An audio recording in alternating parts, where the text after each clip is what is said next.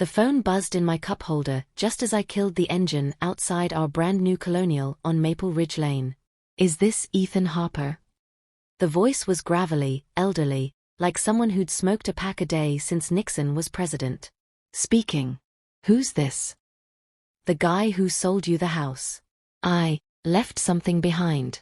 Something bad. My thumb hovered over the red button.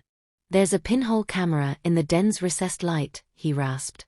I forgot to wipe the cloud account. I opened it today by mistake and saw things you need to see. Come alone. Don't mention this to your wife. I sat in the driveway staring at the glowing windows. Inside, Lauren's laugh floated out with her sister Megan and their mother Diane as they unpacked wedding china we'd never use. I forced a smile, walked in, kissed Lauren's temple, and muttered something about forgetting coffee creamer. Then I drove 25 minutes to a sagging ranch house behind an abandoned Texaco. The old man, Victor Klein, let me in without a word. His hands shook as he set a laptop on the kitchen table. I lived in that house 41 years, he said. It didn't deserve what I watched. He hit play. Timestamp, last Thursday. I'd been stuck in meetings until 9. Lauren strolled into the den with a glass of rose. Megan and Diane trailed behind. Lauren dropped into the leather chair and grinned. He actually believes this fresh start nonsense. Thinks the house is half his. Diane snorted. You carried the heavy load, honey. Now we keep him buried in overtime while we finish the transfer. Megan pulled out a thick envelope. Durable power of attorney, already notarized. One more signature and everything rolls into your trust. My stomach turned to stone. Victor paused the feed. There's hours more. Same theme. I croaked, send it all. That night I came home carrying a fake grocery bag and a real war plan. Lauren kissed me, asked if I was okay. I said long day, went to bed early and lay awake mapping every move. Over the next week I played the exhausted husband. Late nights at the office, early mornings at the gym. Meanwhile I installed discreet mics in the kitchen pendant lights, the hallway smoke detector, even inside the fake plant on the dining buffet.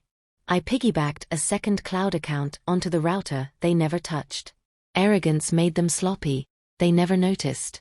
The recordings were venomous gold. Megan, you sure he won't fight the quitclaim? Lauren, please. He signs whatever I put in front of him. 2 more weeks and the accounts drain clean. Diane, then we stage the irreconcilable differences talk and flip the house before he figures out the equity vanished. I hired Vivian Reyes, a no-nonsense trusts estates shark who worked out of a nondescript brick building downtown. I handed her the original power of attorney I'd stupidly signed during our let's get organized phase. Revoke it quietly, I said. And help me claw every asset back into sole title. She didn't blink. By Thursday, the house deed, brokerage accounts, and retirement funds were locked under my name alone. I left just enough in the joint checking to keep them comfortable and careless. I upped the performance. Surprise weekend getaway cancelled due to work emergency, lavish takeout, a diamond pendant for Lauren because I've been distant. Their eyes gleamed with premature victory. Sunday night I overheard Lauren on the patio, voice low, closing attorneys ready Wednesday. Forget signatures flawless. He'll wake up owning nothing. I sipped my drink behind the glass door and felt nothing but cold clarity. Monday I emailed Vivian every audio file, every video clip, scans of Lauren practicing my signature on scratch paper she'd left in the trash. Subject line, prepare emergency injunction and fraud report. Her reply, it will be poetic. Tuesday morning I announced a special breakfast to celebrate my year-end bonus. They dressed up. Lauren in emerald silk, Megan snapping photos for Instagram, Diane already mentally spending money that no longer existed. At 9:15 the doorbell rang. I opened it to Vivian and a uniformed process server. Lauren frowned. Client. Something like that, I said. Everyone sit. The server handed Lauren a thick packet.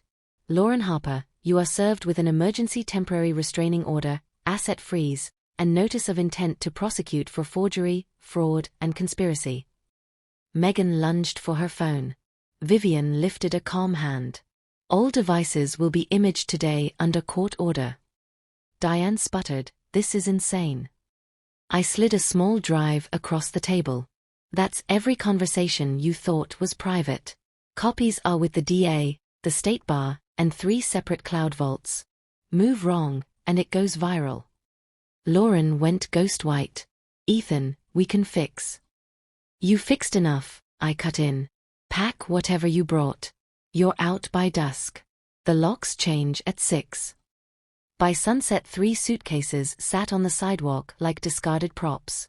Lauren lingered on the porch steps, mascara streaking. "You'll regret this," she whispered. I closed the door without answering. That same evening I walked into the executive conference room at Lauren's dream firm, Baxter & Cole, where the managing partner waited.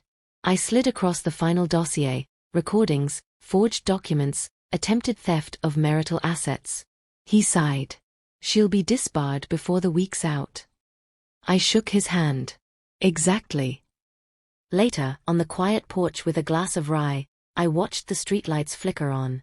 The house felt bigger, cleaner, truly mine for the first time. They'd mistaken kindness for weakness, love for leverage. I didn't just survive their betrayal, I dismantled it piece by piece, then salted the earth behind them. And the sweetest part? They never saw the counterstrike coming.